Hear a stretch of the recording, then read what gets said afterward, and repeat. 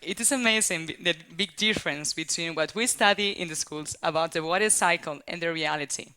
When I was a kid, I thought that the water cycle was perfect, and so I took water supply for granted. As I grew up, I discovered I had an enormous vocation for water, and so I decided to develop my professional career in the water sector. But it wasn't until I arrived in Peru back in 2012 that I realized how important water management is and my own responsibility as a water professional. I spent almost 3 years in Lima in the construction of a wastewater treatment plant. Lima is the second largest city built in a desert. This is amazing because during my experience, I saw with my own eyes that many people suffer from water scarcity and don't have water supply. Tap water is not drinkable, and bottled water is very expensive. Some people cannot even afford it. During the Huaycos crisis, recently, this water stress became even more evident. The Huaycos are floods that are caused by the phenomenon El Niño. During this crisis, there was a shortage in water supply, and many markets ran out of bottled water. Even a black market arose, speculating with the price of the water. That is terrifying. This showed me the big impact that water management has in society, environment, and economy. Well, this is not only happening in Peru. Global data are scary. 40% of the population suffers from water scarcity. 1.7 billion people in the world live in places where water use is greater than water recharge. This means that at some point, they will suffer from water scarcity. 8% of the wastewater are discharged without pollution removal. And even though in a country, at a national level, they might have sufficient water resources, in many dry regions and large cities, we also find water scarcity. So what's next? Water wars?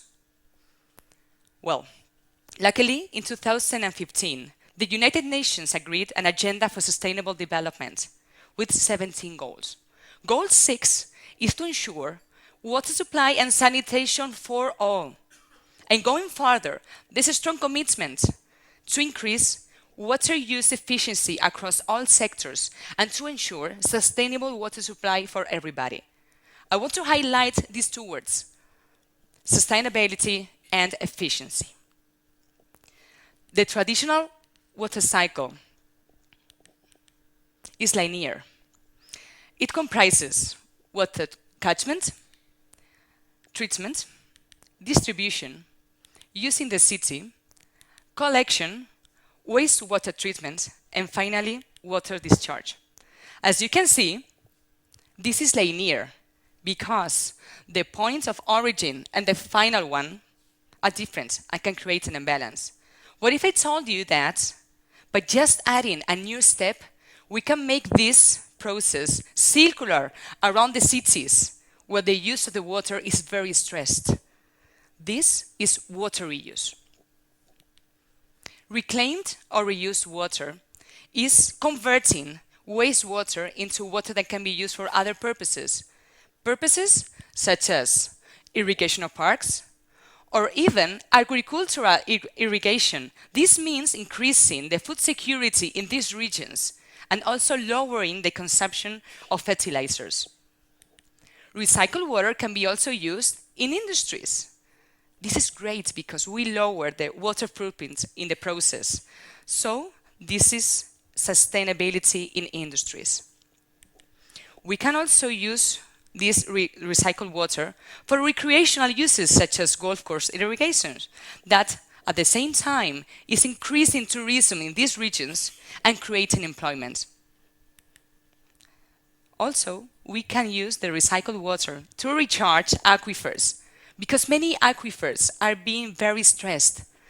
And by this way, we are having the water levels that are necessary to be used for the citizens.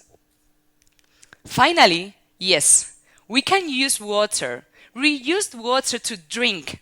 It is a fact. And now you might be thinking, well, With so many different uses, do we have a treatment, like a standard treatment for this reclaimed water to become drinkable or used in industries? Well, luckily, we've got a great array of technologies that can be even combined. For example, wetlands, or physical chemical treatments like coagulation flocculation, and even more sophisticated technology like membranes and reverse osmosis. If we want to go further, we can add a final step that is disinfection, so that yes, we can use this water to drink. International authorities are so sure that water reuse is so important and has such a strong impact in society, environment, and economy that are encouraging water reuse with guidelines and regulations. The problem comes when you zoom and you look to the local management. It is very different in every region. In some places, the regulations are inadequate or inefficient, or they don't even exist. This is because the water network is underground, and what isn't seen seems not to exist.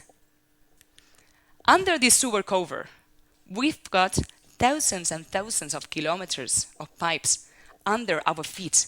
For example, in Spain, more than 8 meters per inhabitant.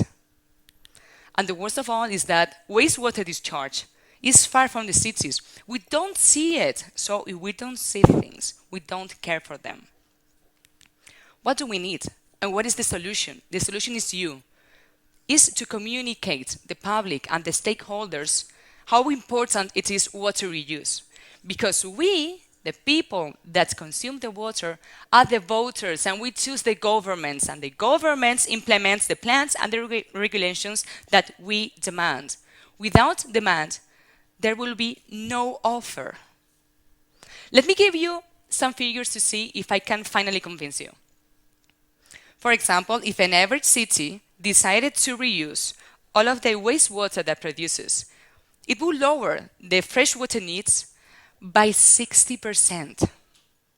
Nowadays in Europe, only 2.4% of the wastewater is treated.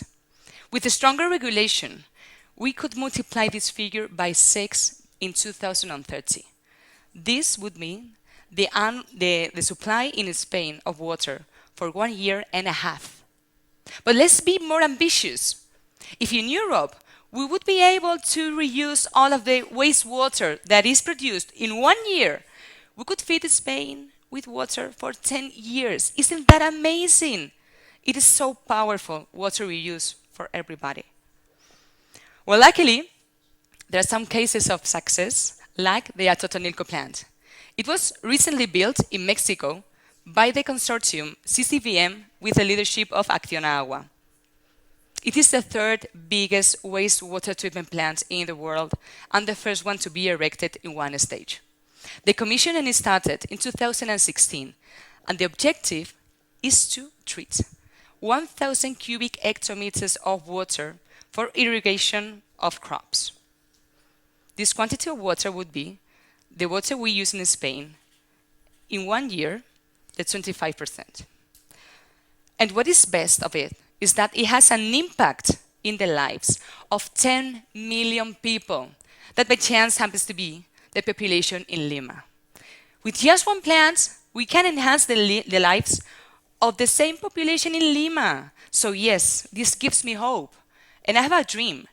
I have a dream that someday I will go back to Peru and not talk about water, because water will no longer be a problem. To end my speech, I want to tell you the philosophy of water reuse. Let's all defeat Heraclitus, the Greek philosopher. He said, ever newer waters flow on those who step into the same rivers. And let's use the same waters for infinite purposes. And now, this is my challenge for you. What are you gonna do?